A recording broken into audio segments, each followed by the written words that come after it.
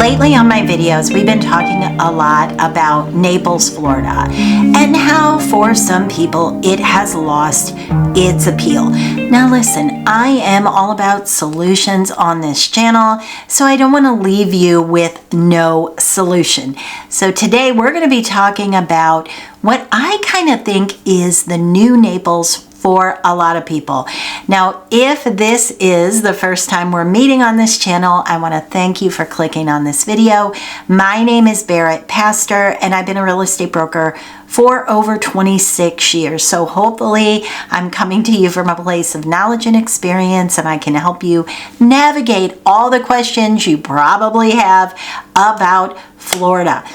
So as I mentioned, we've talked a lot about Naples, Florida, and it being, I don't know, sort of overrun, overworked. For some people, it's just not. It's not what it used to be for them.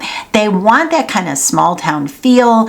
They want that open and airy vibe. They want some arts. They want nice little boutique-y restaurants, little places to shop, but they also want it to be relatively affordable. Many of us know that Southwest Florida as a whole and most of Florida is not enormously known for affordability, but there is somewhere in the middle. Like, everything doesn't have to be black and white.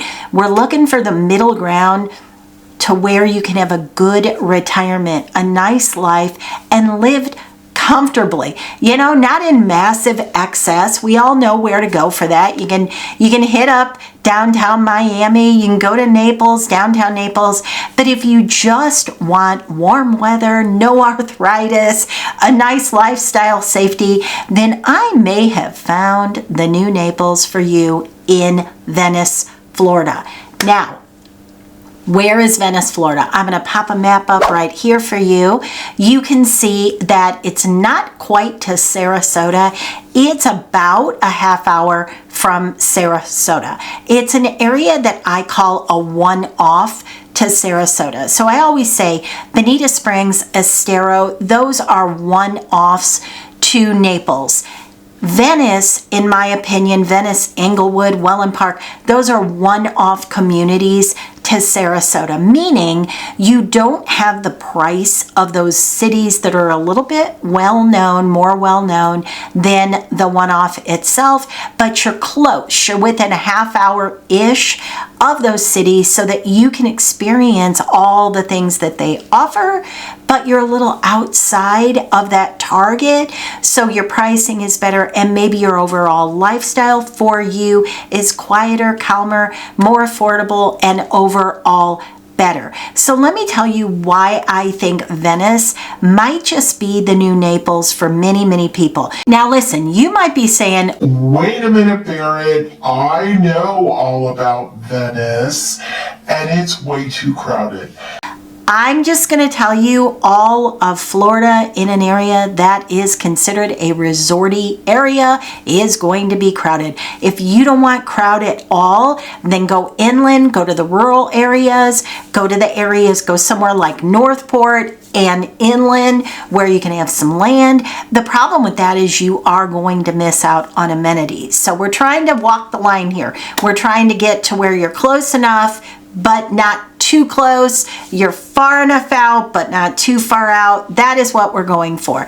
So when I say Venice, I am not talking about Venice Island, because Venice Island, you're going to have floodplain issues. That's just, it's beautiful there. It's cute. I love to go shop there, but I don't know that I would want to live there because you're going to have issues with flooding. What I'm talking about is Venice, and what I'm referring to as Venice proper, or Venice mainland. So when you get off the island, now you're in Venice.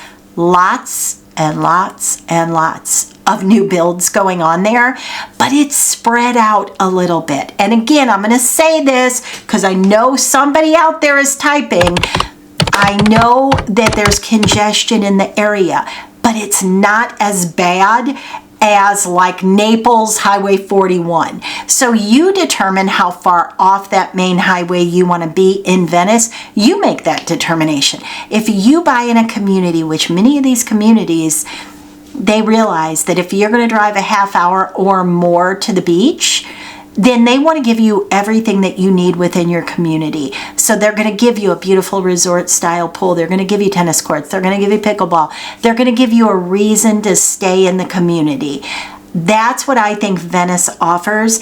And when you get in your car, you have Venice Island you can drive right onto. It is nowhere near as crowded as like getting on Fort Myers Beach or something like that. If you've ever tried that, that is an absolute nightmare. So you go, take your afternoon, go to Venice Island. This is another thing that I think kind of aligns with Fifth Avenue, with downtown Naples. So if you're familiar with downtown Naples, Fifth Avenue South, 3rd Street South, those are sort of the areas that everybody's familiar with because it's street after street of these darling little restaurants and boutiques, shopping. You can spend a day, a weekend, an afternoon. It's definitely a tourist destination. The problem with it is it's out of reach for a lot of people. If you live in Naples, most people are going to go there when their relatives come in town. They're going to do the thing, and they're never going back there until the next set of relatives come in town. Venice has a darling downtown, but it's definitely more in reach for regular folks. Yes, there's restaurants. Yes, there's shops. Yes, they're far, far more affordable than what you're going to see in Naples. Just as cute, just as quaint, if not, in my opinion, more so, because it doesn't have that sort of elitist vibe. Like they're shopping there, but I never could. Like most people don't go out and spend $6,500 on a painting in an afternoon. They just don't. Maybe you do it every now and again. Maybe you do it once in a lifetime.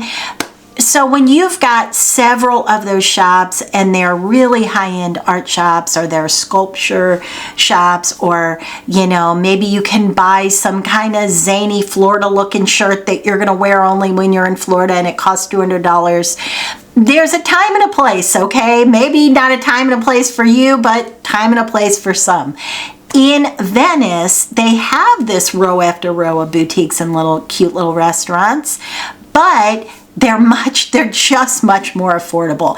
They also have a little courtyard area in the center where they have events and they have farmers markets and they have all kinds of things going on all throughout season and throughout the year.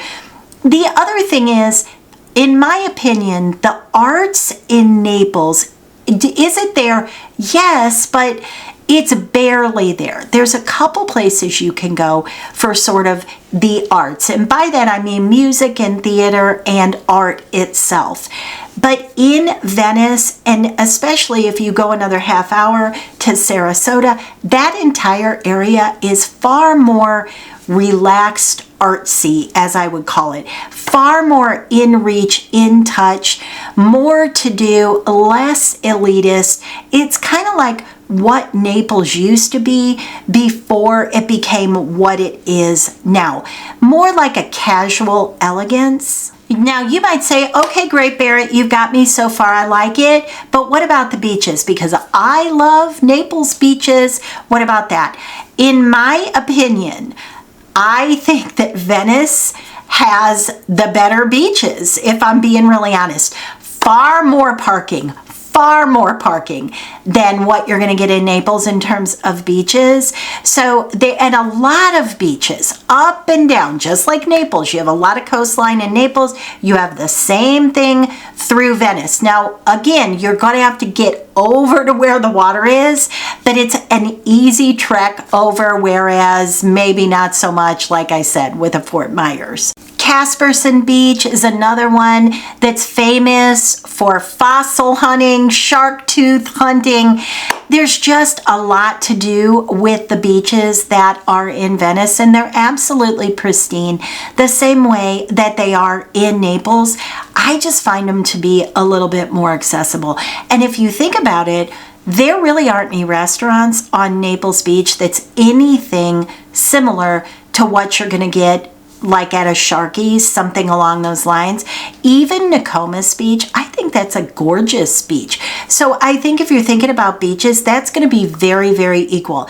Also, Venice offers a lot of outdoor activities. If you're somebody that likes to do canoeing or biking or just walking trails, there's the Legacy Trail. I just feel like there's a lot more outside activities if you want something that feels a little bit more nature driven in Venice, because right now Naples is just a lot more built up, so there is less of that. Yes, you can walk everywhere, bike everywhere in your resorty community. That's not what I'm talking about, and by that I'm referring to Naples.